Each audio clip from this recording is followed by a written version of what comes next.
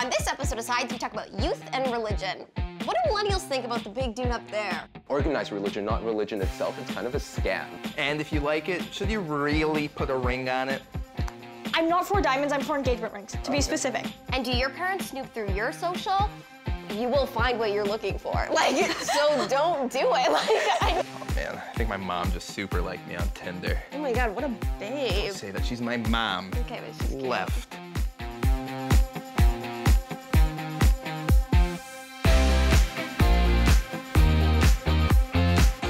Hey everybody! So tonight we have so much to talk about. Engagement rings, youth and religion, parents looking through our social media, and controversial statues. But we're gonna start off with our okays and no ways for the week. So I guess I'll start. Okay. So my okay this week is Trans Awareness Week, recognized by GLAAD. This is really exciting to me for a lot of reasons. So one of the things I feel like we've all been seeing in the media a lot is a lot of recognition of the amazing achievements of a lot of trans people, especially trans femme people. But I don't think, talk enough about the violence that trans people face, especially trans femme people of color. So I think this week, it's really important not only to consider the achievements of all these of trans people, and then my no way of the week is the experience that Ellen Page discussed with her Facebook post that I'm sure a lot of us saw about being outed on set by the director of X-Men, Brett Ratner. And she basically just talked about in the post this experience, and she discussed being outed. And this is my no way of the week, because outing queer people is really not cool. It's very violent, and queer people are very aware of what spaces they're safe in and when they're not safe to talk about their sexuality or talk about their identity. And when you out someone, you jeopardize their safety. And of course, you also are just violating their privacy and trust. And yeah, so those are my okays and no ways for the week. Wow. Who's next? So my okay for the week, it goes to Drake. I actually have a bit of a clip of it, of him calling someone out at one of his performances. If you don't stop touching girls, I'm gonna come out there and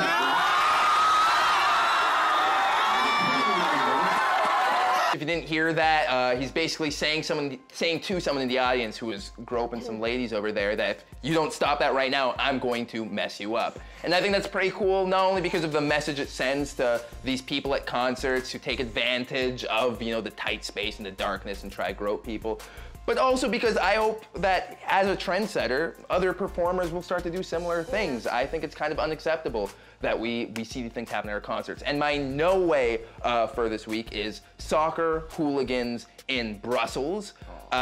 So Morocco recently qualified for the World Cup, which is great, but what sucks is the fact that over 20 police officers were injured, a car was burned, storefronts were destroyed by some people who took riots to the street because they won. And I think this is bad because if you are other Moroccans who just want to celebrate this victory, you look terrible. And it's hard to be an expatriate now. And furthermore, in Morocco itself, in Casablanca, in these large cities, way more people were celebrating no police officers or broken storefronts. Wow, okay. So my okay this week is Taylor Swift's release of her new album, Reputation. So it's been 3 years since the release of her last album, 1989, and this album has already sold 1 million times over a span of literally 4 days. I've been bought Pet Rocks too. I mean, garbage.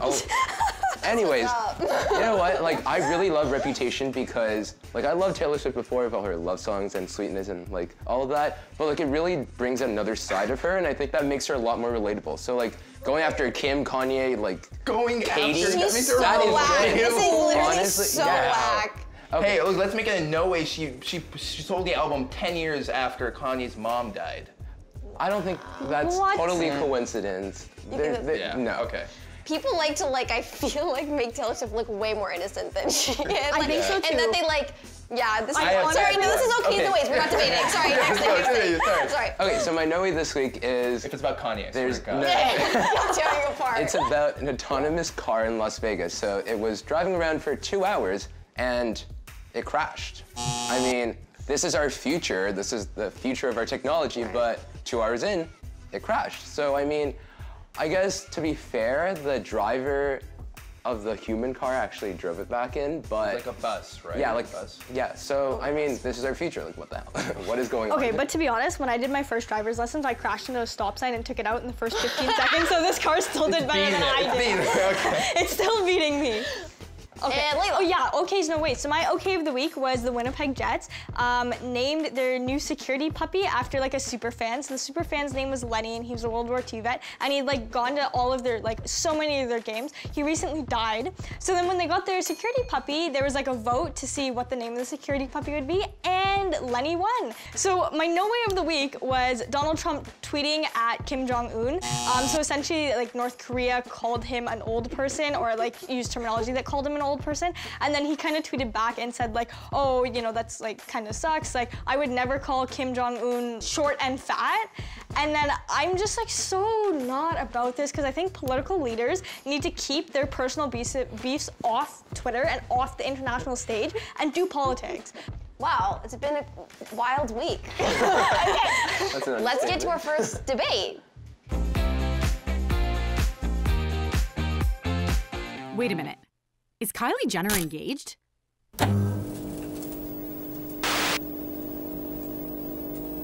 Recently on Snapchat, Jenner was wearing what looked like an engagement ring, prompting a lot of speculation about possible wedding plans. But while young people may be into Kylie, they're not that into engagement rings. Experts say that millennials are prioritizing things like weddings, houses, and kids over expensive engagement rings. Those against the rings argue that the cost is excessive and the entire tradition is sexist. Those for them say they symbolize devotion, and if someone wants to wear a fancy ring to celebrate a momentous occasion, so be it. What do you think? Are you into engagement rings? Or do you see them as part of an antiquated, archaic tradition? Alrighty, so I am actually like so for engagement rings. Like I'm not wearing an engagement ring, but I am wearing a diamond ring that my boyfriend bought me, and I think like it's such a cute way to show the world like I'm really happy and I have a partner and my partner's great or whatever. And I think like showing that love to the world is a fantastic thing. However, I do think that both men and women should wear engagement rings. And I just think engagement rings, it's just about showing that you love someone and celebrating a good time. As long as it's affordable and you're not gonna break the bank, I'm so for it. Are you a spokesperson for like the diamond No, jewelry cartel? Okay. Both people said that you should double your purchase. I'm like very anti-diamond. I had no I'm not idea. even, okay, no, but conflict minerals and blood diamonds are like a very real thing. And so if you want to show someone that you care about them and love them, I say buy a very expensive cat for them as like, here, this is what I've got for you, but I don't want this diamond that's gonna perpetuate a war abroad. Frank, do you really care about the diamonds, or would it be okay if it was something else? I don't know, I think it's such a tradition or society. I mean, it's such a symbol, and I think, I don't know, it kind of symbolizes wealth. I mean, if you have the money to buy a large, fat diamond, you buy it. But it's and it's just like, no, but it shows. I'm repulsed. Number one, like, it really does show that you love the person. Like, if you're willing to It just dish shows out that you, $1 million to buy this is so huge whack. I've diamonds. literally spent so much time making like a beautiful card, like full of my love. Buying a diamond's so passive. Like, here's a check. There- Like, put some love into it. There's someone online who seems to sort of, so Tika from Twitter, she said that, or he, why is this generation so intent on destroying so many traditions? Is nothing sacred? And you mentioned it was a tradition, but I feel like this was started like the 30s and It's the not 20s. It's not tradition. that much of a tradition. I mean, is it really a big deal to get rid of it? if It's so capitalist recent? propaganda. I'll have none of it. I feel like the whole issue is I don't think the diamond is all about the money and like how big that stone is. I think it's like why personally, no, diamonds? here, I'm not for diamonds, I'm for engagement rings, to be specific. And I'm for it purely on the fact that I get to show off to the world I have someone who I care deeply about and who clearly cares deeply about me. And for me, that is what the whole engagement ring thing is about is, you know, I am very proud of who I'm with. And this is one of the wonderful ways that I can show the world that I'm very proud of But it. then that's not really you being like, well, unless I'm, sorry, correct me if I'm wrong. Okay, go ahead. That's not really like you being for engagement rings. That's just you about being for, like, being expressive about who you're with. think Like, it is, could but be anything, right? No, I think it has to be engagement rings because, like you said, if you make a card, who the hell is going to see a Wait, card? okay, No, wait, that's wait, I'm saying the No, opposite. it's That's not my just- point. no, it's That's just not my such point. a My point is symbol. make No. a card. That's like beautiful and that's No one's gonna ever. see it. I think I can hand her a check point to is- literally Okay, anyone. wait, this is actually interesting because Layla does metal work. What if she created a ring? Oh, that's a different for- game. That's wait, beautiful. so you're Thank cool with that? Okay. Thank you. A home, a wedding, and a lifestyle for your kids. These are the things that, like, you know, really define our lives. When people spend like $15,000 on, you know, wedding rings and stuff, and, you know, I'm just like, it's not worth $15,000. Why would you spend that much money on it? You don't have to do it, but like if you do decide to get married, then it's okay because like it's a tradition that everyone does. Side Spotlight, where you shine a light on a member of your community. Hi, my name is Alyssa Vilches. I'm an elite softball player. I play for the Toronto Fast Pitch Club in Team Ontario. So I started playing softball when I was 4. When I was 7, I got recruited to play on the rep softball team for Brampton. I've been playing for Brampton since I was 7, and I played up until I was 15. When I was 15, I moved and I played for the Toronto Fast Pitch Club, is where I'm at now. Ever since I was young, I was always considered to be really small, and because of my height, my coaches, when I was younger, told me that I would never be a good enough pitcher, or I would never be a good enough shortstop, or whatever position I played because of my height. But like, height doesn't measure heart. You can't let somebody else that's not you determine what you're gonna accomplish in the future. And that goes for like anybody out there. Like, if you're small and you like to play a sport, it's not gonna stop you because you're small.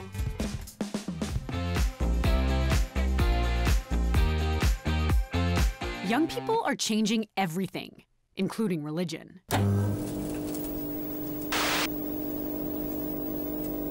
Youth are way less likely than older generations to identify as religious. Only 4 in 10 young people in the US say religion is important to them, according to Pew Research. And in Canada, a Huffington Post survey found that 51% of Canadian millennial respondents had never attended a religious institution. Some suggest this rejection of religion has to do with a lack of trust in religious organizations. Others say it has to do with technology allowing people to seek out their own truths. And a new survey suggests it may have something to do with an increase in spiritual activities. While religion used to be a source of spirituality, evidence shows that interest in things like meditation and yoga is on the rise. Why do you think young people are turning away from religion? Yeah, so I think, I will say I'm like coming from a perspective of, I didn't grow up in a really religious household. I went to an Anglican school, but it was much more of a just like, I would go and I would like maybe have a headphone in and then like leave after. Like it didn't really like influence like my views on a lot of things. So I have like I have a narrow perspective, but I think young people are turning away from religion because I think a lot of religion is used to be really oppressive, and I think a lot of religion is used to create hierarchies, and I think to censor people and regulate people's identities.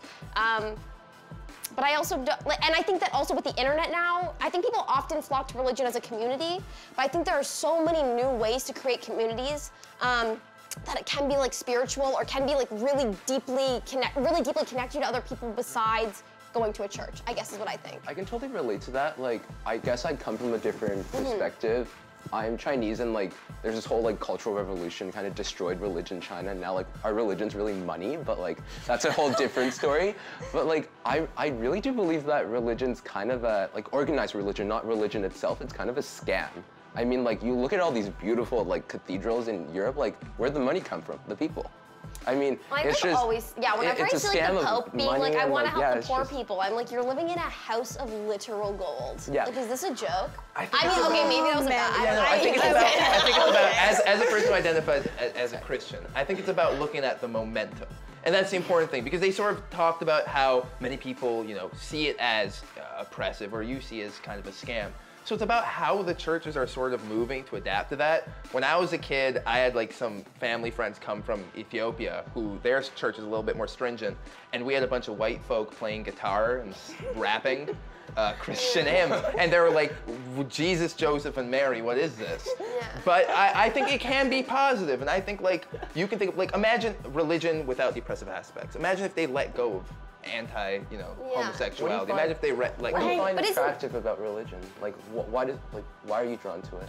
I think it's, like you said, with the Cultural Revolution, they tried to tear apart religion, and you need to think about why they did it. It's to tear apart that sense of community. They want people to sort of be more focused and consolidated on their government and on that, and sort of separate people from each other. You know what, hang on. Like, I think I have a really interesting perspective on this, because I grew up in a household where my parents are from different religions, and they're both equally religious. And so I grew up half of my time in the mosque and half of my time in the Catholic Church. And I think that for me, I came away as a spiritual person, not a religious person. But the one thing that I did strongly take away from religion is that sense of community. And I think that religion is a unique way in which we can connect with our elders. And I don't think you can get that from many other types of community. The reason I think people are starting to turn away from religion is probably the stigma behind religion. You know, when I think about religion, I think of something that's trying to divide me and separate me from the people closest to me, whether it's a Muslim woman or a Catholic man or an atheist man. You know, I feel like religion doesn't cater to the society we live in now, where we're more open to celebrating each other's differences and accepting each other's beliefs.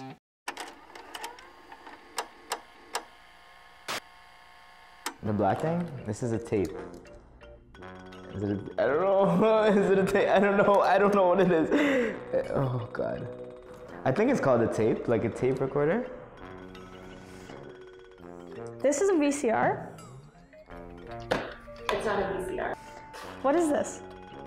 This is not a VCR? We're close. It's the thing that goes in the VCR. A tape? It's a VHS. A VHS. Oh my God.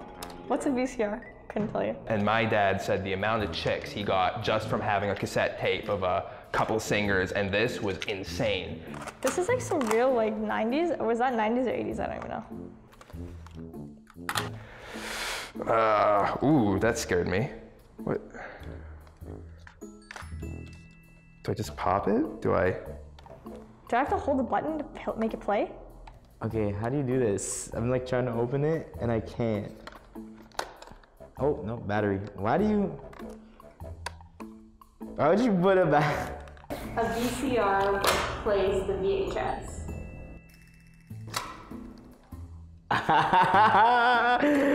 Okay, got this new tape coming in. Hey guys, I'm about to watch a little tape here. Oh, how did I do this? Okay.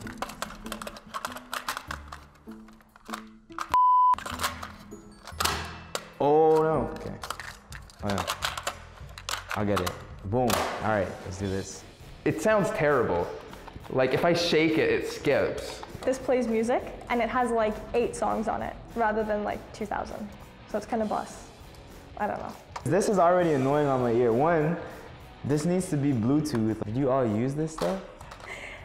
Imagine, okay, like Friday night, it's date night, like pick up like one of these big things, and then you have to like walk home with one of these big things and be like, yeah, maybe put it in the whatever the thing is called and then use it. No, I'm not about this.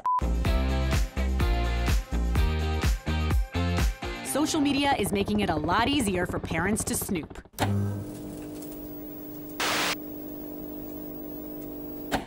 In an article in The Guardian, one mother admitted that ever since her daughter left for university, she's basically become her stalker. She tracks her daughter's location and who she's with, she creeps her daughter's tutors and her new friends, and she's not alone. A Pew Research survey found that 60% of parents of 13 to 17-year-olds check their kids' social media accounts. 48% look through their messages, and 16% track their location. But it may be counterproductive. A study in the journal Developmental Psychology suggests that parental snooping may cause teens to be more secretive. What do you think? Is it appropriate for parents to spy on their kids using social media? Okay, so like, that has totally happened to me before. I've gotten my location checked, and like I had a really weird situation with my phone where like they had like total access to it. So like they read through my messages. I got really triggered. But like, I'm an only child, so like I guess they needed someone to have a bit of control over. But honestly, I think to these parents, like you're losing 3 things in terms of when you do this. Number 1, you get a lot of hate and resentment. Number 2, you break trust. And number 3, I mean, your kids can go and join other social media networks that you're not a part of, or even better, they can make fake accounts. So like, unless you're gonna keep track of everything, you're wasting your time, literally. So like, don't do it. It's just pure stupidity. And my parents haven't gained anything from looking at my stuff. Oh, Gracie, you look like you got some fun stuff. No, I was just gonna say, like, my philosophy on snooping is you will find what you're looking for. Like, so don't do it. Like, I just, like, you're gonna find what you're looking for. If you're going, no, you know what, I had a really good friend, and I remember we all got to university, and, you know, she was new to seeing people send really graphic descriptions of situations. And her mom, like, went into her phone and saw that, like, went into her Facebook, like, what did she think she was gonna find? Like, you're gonna find what you're looking for, so don't do it. I mean, but then there are people like Carmen who are telling us, you know, with the hashtag #MySide, due to the fact that teenagers' brains aren't fully developed, we are very likely to make stupid decisions with the help of parents to set us back on course. We will make smart. What do you think of that? What do you think of that? I think you like that. I'm so triggered. You're gonna go, and I'm gonna go. Okay, I'm gonna go because my parents made stupid decisions generations before there was social media and they were allowed to make stupid decisions. I think part of growing up is being allowed to make mistakes and moving on with life, right? Like if you are, every single minute of your teenage life is analyzed, you will make stupid decisions, but you should not be analyzed so critically for those stupid decisions. It's not fair to just hound on our generation for everything we did when my parents were going out and doing bad things that they weren't supposed to be doing, and they were kind of chilling with it. So Number one, your frontal cortex finishes developing at the beginning of puberty, so you cannot use that argument biologically. Number two, like, that's so patronizing. I hate when adults say, oh, you're not, okay, like, I guess you don't have much as of life experiences, but your views are basically the same. You have enough intelligence to go around this world. It's the same argument with kids not being able to vote. So now, okay, wait, but now, try to see from my perspective, okay? I think it's great for, you know, people like you to say, wow, I want to have my privacy, I want to have this life. But I also come from places, and I walk around back by my college, I'll see like 12-year-old girls, you know, smoking gravity bongs with 18-year-old dudes. And you definitely know, okay, maybe this could have been okay in the past. That's freaking great. But I don't want my kid to go through that. I think it should be okay to at least ask them. Okay, so you see it. Yeah, you can ask them, but don't do it behind their back. Don't break their trust. Okay, but what's the next step? So you go into your kid's phone. Oh, they have nudes. What a surprise. Okay, now what? I'm not saying to that level. I'm saying more stuff like, oh, I see my 13-year-old daughter's hitting up some 19-year-old dude.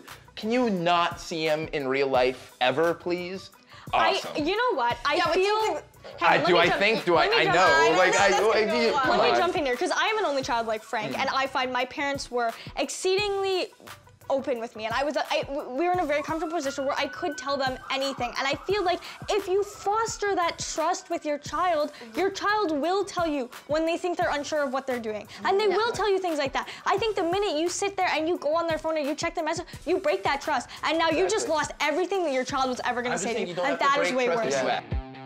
But I think that there's a line between like looking at your social media and tracking your location and reading your text messages. I do believe that parents have the right to look at their children's social media accounts. For instance, there are a lot of young children who do have social media accounts. They do not understand the dangers that can prevail out there in the world. Canada's first Prime Minister is a polarizing figure.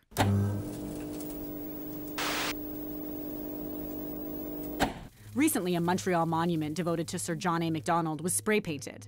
An anonymous group of, quote, anti-racists claim responsibility for it, suggesting that they did it because he was, quote, a white supremacist who, quote, directly contributed to the genocide of indigenous peoples with the creation of the brutal residential school system. The Truth and Reconciliation Commission argues that Canada's residential school system may have contributed to the deaths of up to 6,000 students, likely more. That's led some to argue that statues honoring Macdonald should be removed. But others say that erasing history isn't helpful, and those statues force us to acknowledge our problematic past. What do you think? Should monuments honoring people with a history of racism be torn down? So here's the way I see it. When we are so close to such a massive superpower like the United States, lots of things that dominate their news are going to start to dominate our public consciousness. And as a result, seeing, you know, the disgusting fact that so many Civil War statues for the Confederates in the US actually were erected in like the 1960s, you know, during civil rights movements by openly racist organizations that were just trying to show black people, we have power over you, can't do stuff, sucker. But here in Canada, it's a completely different circumstance with at least John A. Macdonald. Precedence must be taken for the fact that he brought this country together. He founded this nation and helped with Confederacy. And while, yes, of course, he was part of the system which led to residential schools, I believe that there are certainly other people in the cabinet and other people who might be still being honored today who were far more instrumental in it. And while I can agree over there, getting rid of their honors and getting rid of all of that, I do not think it's appropriate to apply this wide scope to John A. Macdonald specifically. That's my side. Gracie, why don't you let that off your chest? Yeah, no, I mean, great. He colonized this country, I guess. He brought this country. I mean, he established a colonial. Okay, he helped to establish a colonial state. Did he? Is Canada not a colonial state? Can you consider this? The United States would have went into Canada, would have completely absorbed it, and slavery would have been all across Canada. What he did was he stopped a great Oh, deal of so Johnny Macdonald was I don't agree with that. I don't know. I'm not saying he did it on purpose. Yeah. I'm saying that you need to acknowledge that as well. The fact that. Sure, he's still, I mean, okay. But I mean, I really feel like, here's my big thing. Okay. I feel like we do this thing where we feel like we have to pick and choose, like that we only have a couple dudes to choose from to make statues from, and we're like, he's pretty good with like a bad thing, put it up. But we like, you can put a statue of anyone. Why do we choose someone that has any baggage? Like we're always like, he did a lot of good stuff, we'll let him get away with this, we'll put up a statue. You could literally make a statue of anyone. You could just do really brilliant people. Bell hooks, Sojourner Truth, let's put up great people. I think there's a huge significance of Johnny Macdonald because he was our first prime minister. But what I don't understand with this is, why are we reopening the wounds of the past when we should actually be focusing on the future? That statue being there keeps the wound open. I don't think so. To you, maybe not, but do you understand? I mean, maybe not to you, but can you imagine being somebody first and walking by that statue every day, the weight that would have? Okay, you don't think people consciously are aware of the colonial stigma? To be fair to Frank, because don't forget, remember when they were trying to change the name of that school, Johnny Macdonald, and you had a great deal of Indigenous leaders within Canada that did say, wow, this is such a stupid Band-Aid solution step y'all are taking. Why can you focus? So give Frank credit there. Let me jump in here really quickly, because I can agree that Sir Johnny Macdonald was whatever to Canada. He had a position, and he did some bad things. My thing is, honoring in a statue is kind of poo when it's someone bad, but I want to honor the victims, right?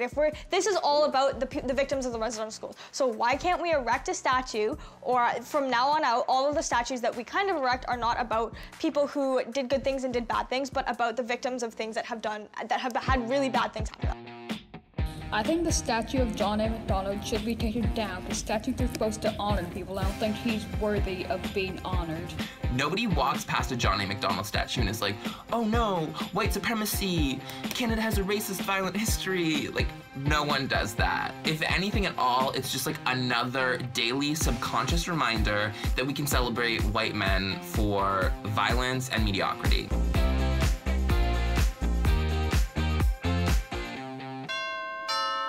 Hey Max, I'm so glad you could join us today.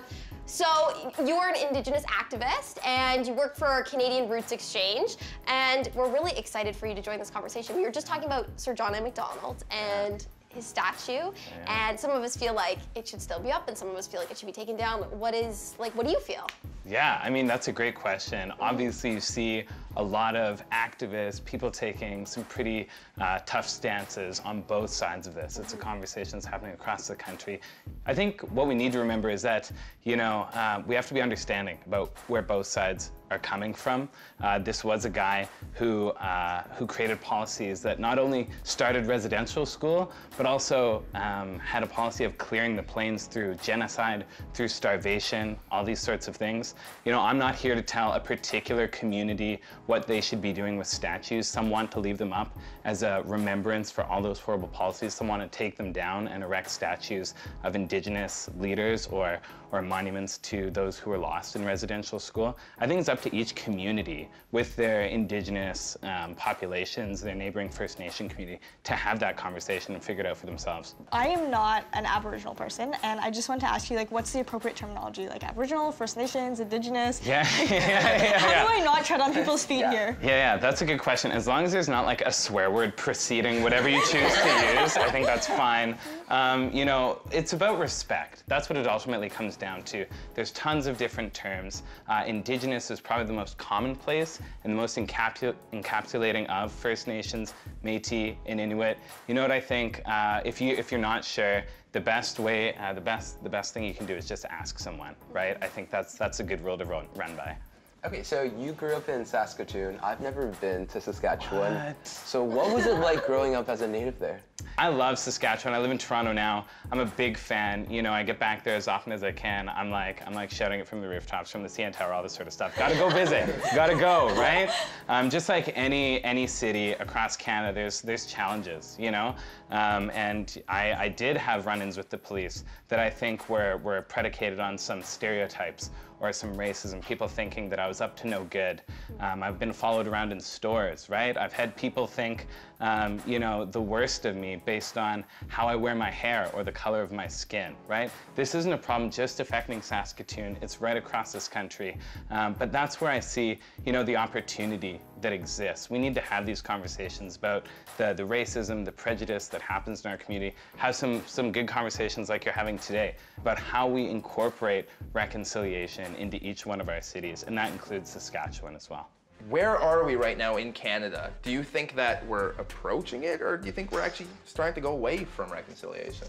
That's a great question. I mean, you know, I think reconciliation is a journey, you know, and, you know, for Indigenous people and non-Indigenous people, we've known each other now for a few hundred years. You know, I always talk about how this is like a relationship, right? When non-Indigenous people first came to Canada, they weren't doing too well. There was a lot of folks who were sick, a lot of folks who were dying.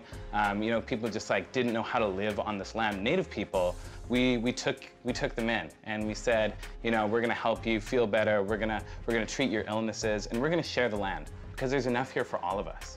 You know, we entered into an agreement or relationship through treaty. But after that, you know when you're starting to date somebody and they're like trying to impress you, they're trying to treat you really well and really nice, all this sort of stuff. That was like Canada, right? Before treaty. We signed treaty, and then, you know, you get like a little comfortable in a relationship, all this sort of stuff. They stopped treating you so good.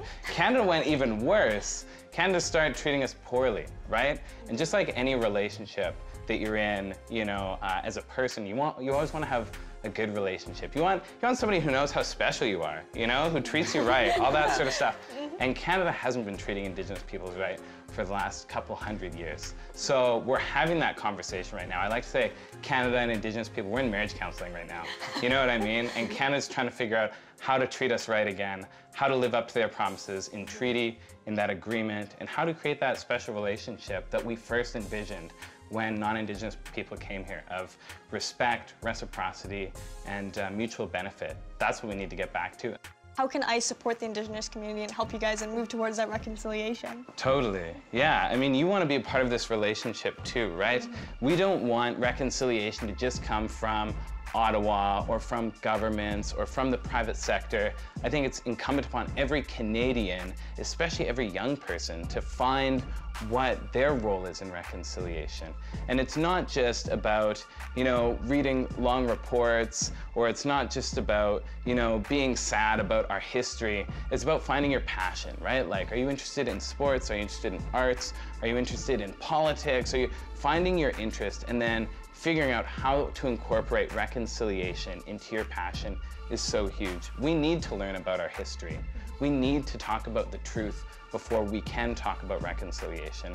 What we need as Indigenous folks and non-Indigenous folks as a country is your advocacy and your action to understand what happened in our past and use your voice, which is so powerful, the power of social media, all these sorts of things, to talk about this and get the word out so everyone knows all the work we have to do. Well, this was so lovely. Thank you so much for joining us today. This was a really great conversation. Yeah. Thank you. Thank you Thanks, so much. guys. Appreciate it. Thanks.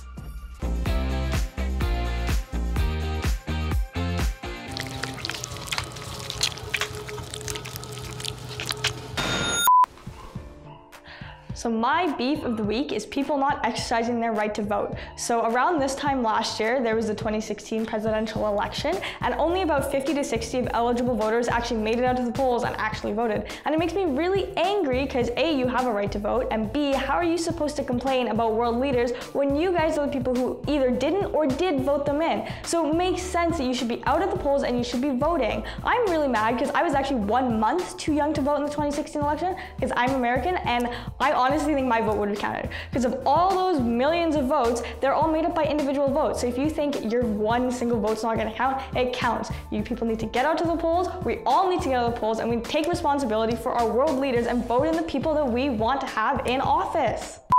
So now we're gonna play some onside, offside. We got some thumbs over here. This is social media edition.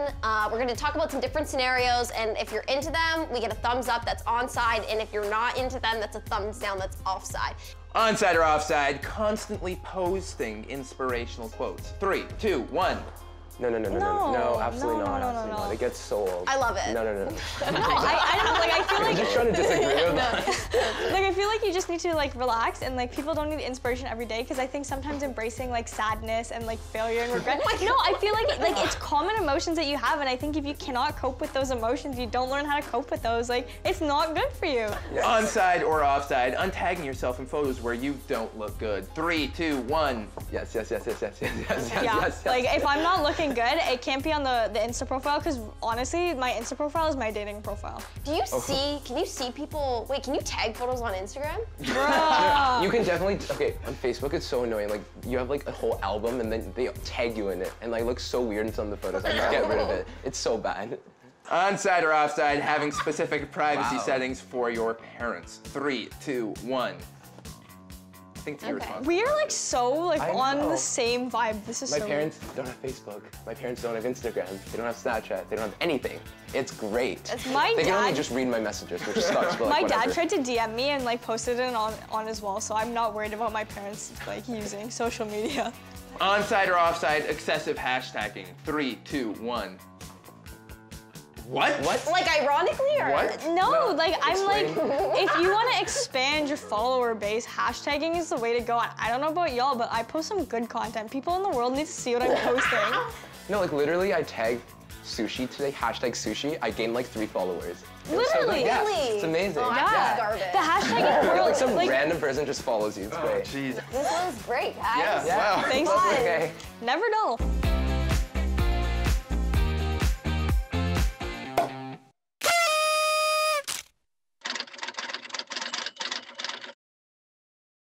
She would always worry about me, so she would always tell me to be aware of my surroundings and to be careful, and because of that, I've always been a person that pays attention to my surroundings. I feel bad to say this, but I don't actually listen to a lot of advice that's given to me, so it's mostly like one ear and out the other. To be kind to everyone, even if they're a stranger. You never know when a stranger is going to enter your life, and so it's always safe just to be nice to people.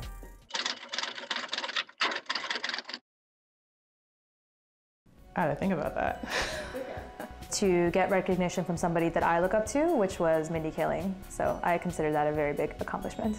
My greatest accomplishment was hitting 100,000 subscribers on YouTube, and I got a little silver medal from YouTube in the mail. I was pretty proud of myself. So far, my best accomplishment has been being featured in Forbes. I was featured in Forbes about a couple of weeks ago on an article where millennials were highlighting their mentors and what they've learned from them, so I was very thankful to be featured by Forbes. I would tell teenage me to just do the thing that you wanted to do anyways and stop listening to everybody else.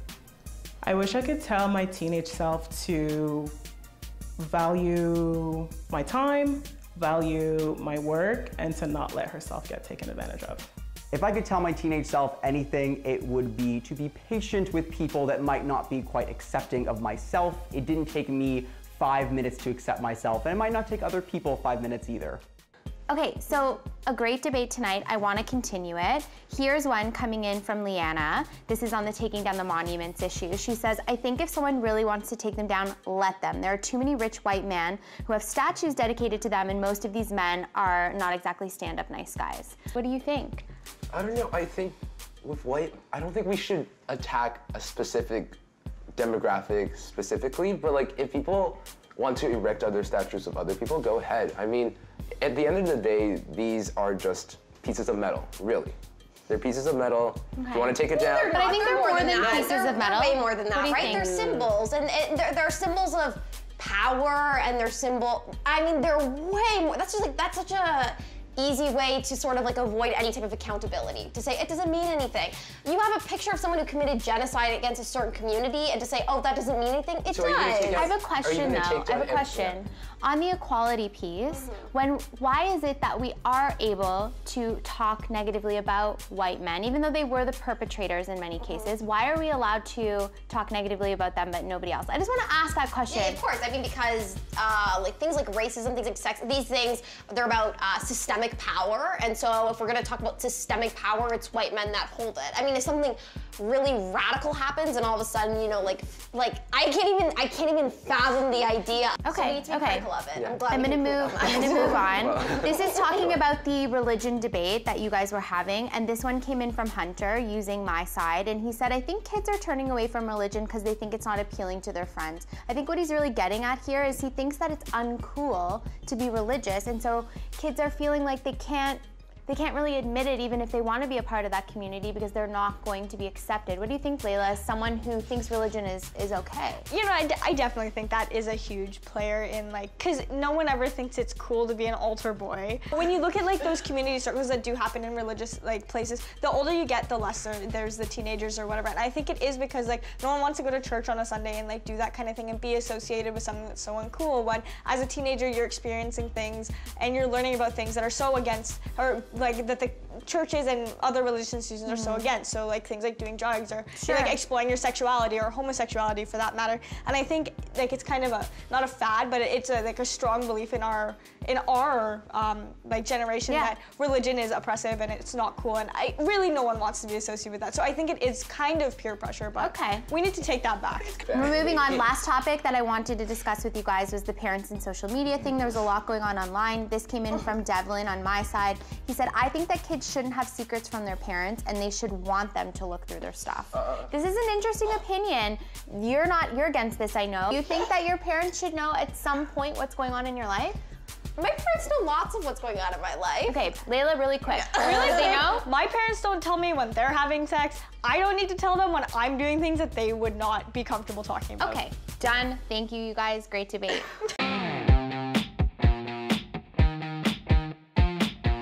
Dating in the 21st century because it's become such a casual thing, or just not even casual, it's become super complicated really to date in the 21st century because everyone's on Tinder, everyone's on social media. Like, I just feel like the divorce rates are going up now, and I just feel like it's become so toxic and hard to just start dating someone. So I kind of think it'd be super interesting to hear everyone's perspectives.